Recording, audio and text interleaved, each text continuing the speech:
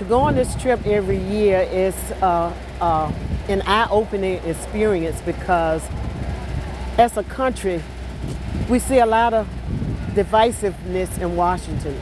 Wreaths Across America is a simple gesture to say thank you for our fallen service persons. It started in 1992 with leftover wreaths from the Worcester Wreath Company, and it went from 92 to 2005, 5,000 wreaths, no fanfare, no radar.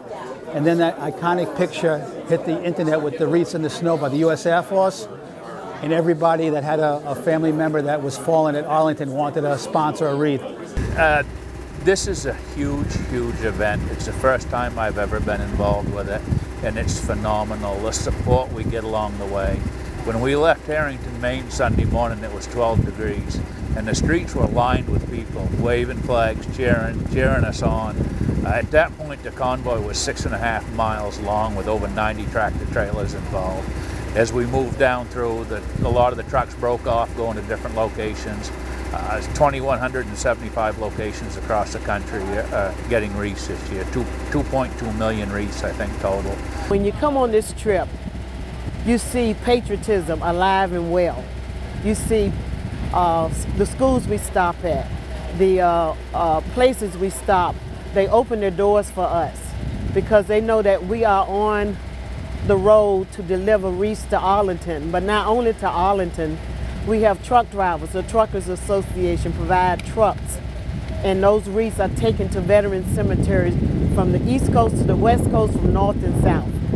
We've had trucks in the convoy that my company has for several years, and I was just lucky. It's all done by volunteer to do it, and I was lucky enough to be chosen this year to come down.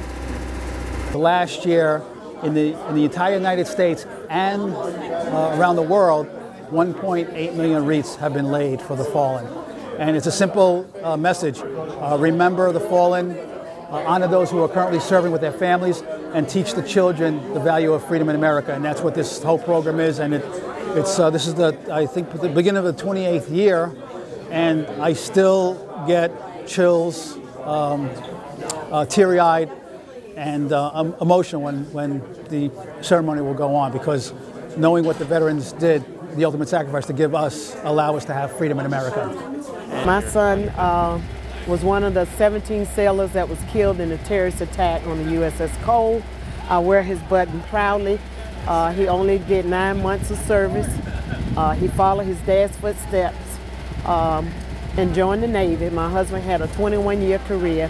Sharon left on the first deployment in that attack, took his life and 16 of his shipmates. We are actually heading to Arlington Cemetery. There's 10 of us in the convoy now. There are another 57 trucks meeting us here. And it's just, I just can't put into words the support we've received all the way down. All the schools and places we've attended, and the ceremonies, you know, honoring our veterans, the men and women that have served this country and paid the ultimate sacrifice. It's a really wonderful thing that the Worcesters do here.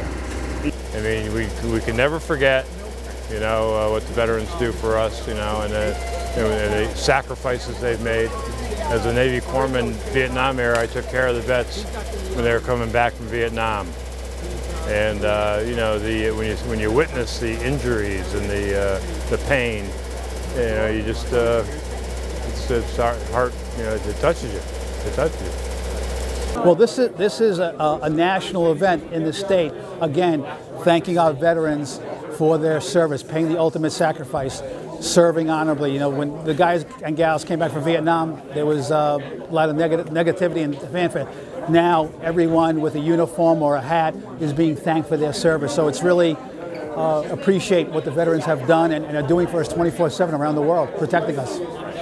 It means a lot. It means that his name will not be forgotten. One of the greatest fears as an American Gold Star mother, as a Gold Star mother, is that our children will be forgotten. The death of our children will be forgotten. We often say that a person dies twice. Once when they take their last breath, and again when their name is not spoken. So we want to make sure that when we place wreaths on the graves of those veterans, we say their names.